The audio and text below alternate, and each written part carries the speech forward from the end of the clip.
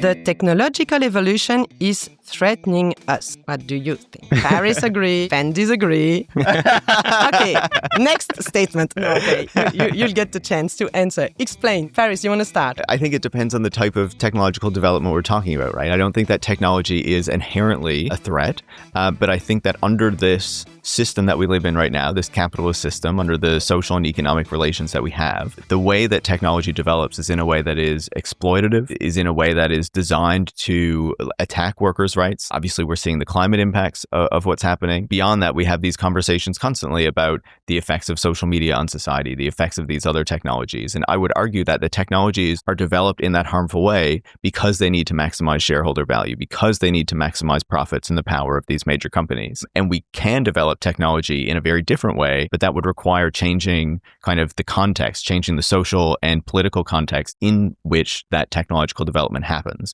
And so under this moment, I would say, yes, technological development is a threat. Okay, thank you. What about you, Benden? Well, I disagree, and then I will say mostly the same. No, because... Yeah, you'll take it in the other way. Yeah, because of course, so what we see, as long as we live under capitalism, they will only use technology to increase exploitation. They will only use technology to increase the control of workers, of citizens. Any kind of positive byproduct thing is like an accident in their perspective. Okay, if we can use it to connect people all across the world to fight the capitalists, it's a byproduct for them, but I think it's an opportunity for us. The reason why I said no is that I disagree with the fact that it's the technology that's threatening us by itself. It's the way it's used. And so this opens up opportunities. We can use technology for the good of the people. We can use technology to foster... I don't know. To foster the struggle. For this, we do need to understand the technology in itself and find the ways to use it. You wanted to react. I don't see technology as a tool, right? I see technology as fundamentally political. And so I think there are definitely technologies that we can seize,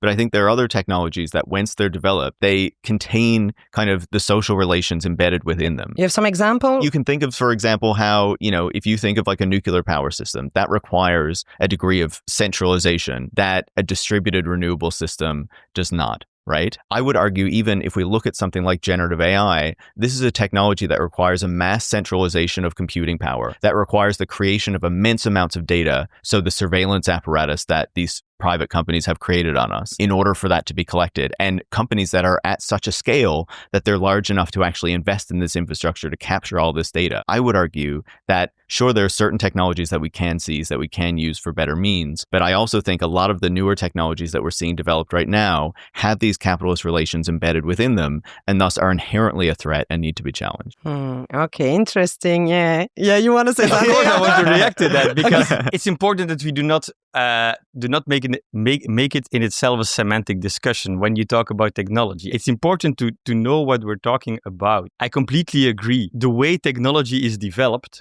determines the way and the choices that are being made. And because it's developed to increase shareholder value, because it's developed to increase the control, like if you look at artificial intelligence systems being trained on Palestinians to better control the people, and then being brought to our cities to do facial recognition or this kind of behavior recognition so that right-wing and neoliberal governments can way more crack down on protest. Of course, inherently, we should fight these kinds of technologies. But then, and that's why it's called a little bit semantic, the idea of neural networks, the idea of deep learning algorithms, which are behind ChatGPT, which are behind the generative AI boom that we have right now, I think there is a lot of usefulness in itself. And I think this will only come about when we build the conditions in which these new kinds of technologies can be developed. And I think an interesting example of this, for me, when we talk about generative AI, is the example of DeepSeek, because